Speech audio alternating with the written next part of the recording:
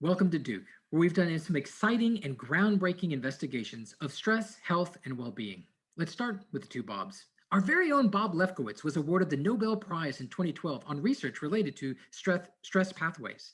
He and his lab at Duke have recently showed that prolonged exposure to our own stress hormones damages our DNA, promoting aging, cancer, psychiatric disorders, and miscarriages. Next is Bob Sapolsky, who studied stress in primates for over 30 years. He's the one on the left.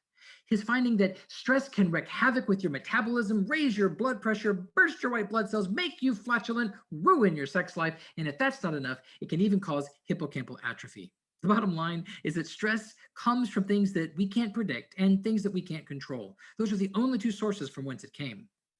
When you start a new job, there are a lot of things that you can't predict and that you can't control. And this creates demands and erodes your resources. Over time, this leads to burnout and problems with well being. In fact, roughly a third to half of all the people who work in healthcare reported burnout before the pandemic. Now, that number is closer to 2 out of 3. So it is technically worse than a coin toss as to whether or not you are burned out if you work in healthcare. Healthcare worker burnout is bad for our patients. They experience lower patient satisfaction, higher infection rates, more medication errors, and higher standardized mortality ratios. Healthcare worker burnout is also bad for people who work in healthcare. They don't live as long. They deal with more disruptive colleagues and struggle with marital satisfaction.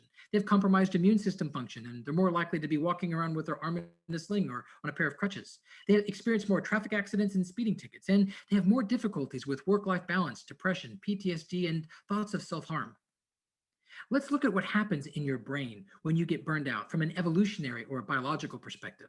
Think of it as running from a predator. What do you notice about the world around you when you're being chased by a saber-toothed tiger? You notice things in front of you that might try to eat you or get in your way as you try to escape that threat from behind you. You focus on the negative. That's a great strategy for keeping your genes in the gene pool. Unfortunately, we use those same obsessions with the bad to deal with problems at work, problems at home, 30-year mortgages, and things like traffic. The critical factor that has been largely ignored is the ability to pause and reflect on the things that are going well, despite the negative things being relatively easier to notice. What we've learned is that people who keep burnout at bay are those who can actively notice the good and the bad simultaneously without focusing on one at the exclusion of the other. In fact, we've redefined burnout as the impaired ability to experience the restorative effects of positive emotions. Courtesy of the seminal work of Barb Fredrickson, there are 10 of these positive emotions. There's joy, gratitude, serenity or feeling at peace with the world, interest or curiosity, hope, a powerful positive emotion, pride, I was able to do this, what else might I be able to accomplish? Amusement, inspiration, could be academic or spiritual, just makes you want to be a better person. And then those jaw-dropping moments of awe and, of course, love. It is through these positive emotions that we experience purpose and meaning. I double dog dare you to feel like you're making a meaningful difference without going through one or more of these positive emotions. You can't. So it's through positive emotions that we achieve purpose and meaning, and it's how we recharge our batteries. When you're burned out, your gas tank is very low. So, of course, it's difficult to take on new life skills like yoga, running marathons, or meditation. Hey, if you were doing these regularly before an increase in your stress levels, then lean on them during challenging times. But if you're not a yogi, marathoner, meditator, then what you need are simple, bite sized strategies that are grounded in science through which you can feel a little better relatively quickly. Duke has measured well-being across all staff and providers since 2010, the first health system in the world to do so and to act on the results. The good news is that well-being is no longer a widely debated priority for healthcare workers, but we are all relatively early in this journey together. For more information and resources, come check out our website. Learn about our well-being webinars with continuing education credit, which is free with your Duke Net ID. You can also check out our popular well-being ambassador training or our ongoing research studies to improve healthcare worker well-being.